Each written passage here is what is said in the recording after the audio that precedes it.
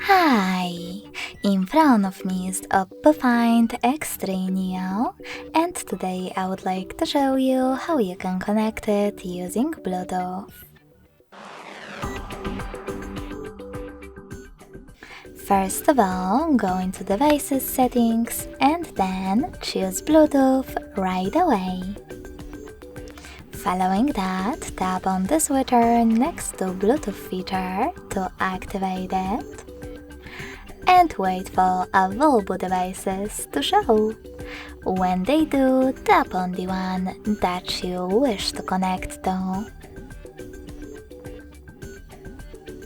Lastly, select Pair in the pop-up and wait for the other device to do the same.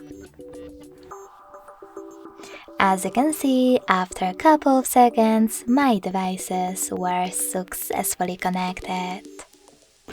Thanks so much for watching. If you enjoyed this video, don't forget to leave a like, comment, and subscribe.